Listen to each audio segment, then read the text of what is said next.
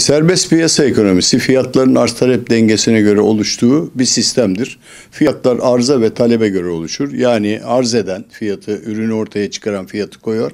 Talep eden o fiyata göre alım satım yapar. Fiyatlar kendi sistemin çoğunluğuyla hareket eder. Yani arzın durumuna göre değil, talebin durumuna göre hareket ettiği bir piyasa sistemidir. Serbest piyasa ekonomisinin herhangi bir sınırı yok. Yani serbest piyasada söylediğim gibi arz talep dengesiyle oluşan bir piyasa sistemi olduğu için kişilerin davranışına göre oluşuyor. Bir yerde devletin denetleyici olması lazım.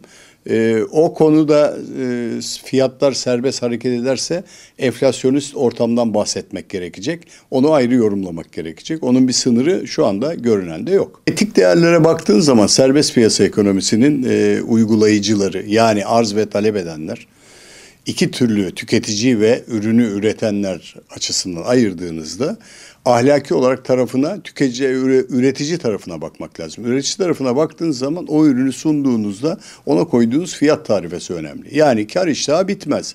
Piyasanın kar iştahı devam edecektir. Karlılık işletmelerin ayakta kalmasının ana sebebi olduğuna göre o zaman karlılığın ne kadar olması gerektiğini tartışmamız gerekiyor. Enflasyonist ülkelerde, enflasyonu yüksek olan, bizim gibi olan ülkelerde bu arzın kontrolü biraz zor.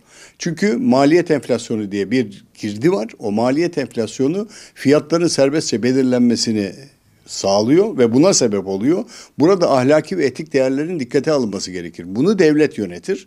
Halkın, esnafın ahlak durumu kişinin kendisiyle alakalı olan bir durumdur. Çok fazla para kazanmak isterseniz çok fiyat koyarsınız. Tüketici mecbur kalır, alır.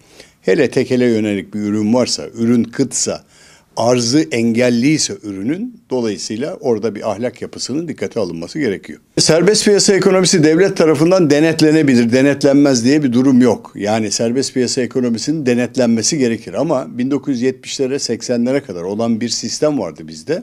4 harfli NAR diye bir sistem vardı. Devletin denetleme sistemi vardı. Serbest piyasa ekonomisi değildi, kontrollü ekonomiydi orası. Yani temel stratejik ürünleri, çay, un, şeker gibi, benzin gibi ürünleri devlet fiyatlarını kendi koyardı ve denetlerdi. O fiyatın tavanından yukarıya çıkılmazdı. Tavan ve taban fiyat yapardı. Şimdi denetlenmesi gerekiyor mu? Evet, denetlenmesi gerekiyor. Çünkü bahsettiğimiz etik değerler bozuldu.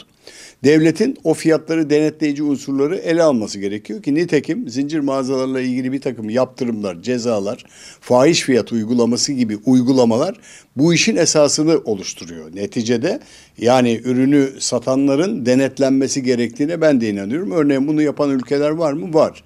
Geçenlerde bir ay evvel Yunanistan fiyatlara sınır koydu. Gerçi nüfusu az, denetlenmesi daha kolay bize göre. Slovenya sınır koydu fiyatlara. Bütün dünyanın uğraştığı bir enflasyon sorununda ve denetlenebilmesi gerekiyor. Şimdi devletin burada bence yapması gereken şey stratejik ürünleri kontrol altına almasıdır. Bu da serbest piyasa ekonomisi dışında olan bir olaydır. Devlet kanun koyucu, kanunu yaparsa bunu yapar. Şimdi enflasyonist ülkelerde asıl sorun fiyatların denetimsiz olması. Fiyatlar denetimden çıktığı anda konuştuğumuz konular gibi enflasyonu denetleyici tedbirler alınması gerekiyor. Bu para piyasaları ve Merkez Bankası'nın fiyat istikrar organlarıyla yapılan bir olaydır. Yani faizler, diğer fiyat olayları, para piyasaları, bunların hepsi bütün bu bileşenlerle beraber oluşan bir sistem bu. Bunları devlet yapar ve Merkez Bankası yapar. Merkez Bankası denetler, Merkez Bankası kontrol eder ve sistemi Merkez Bankası yürütür.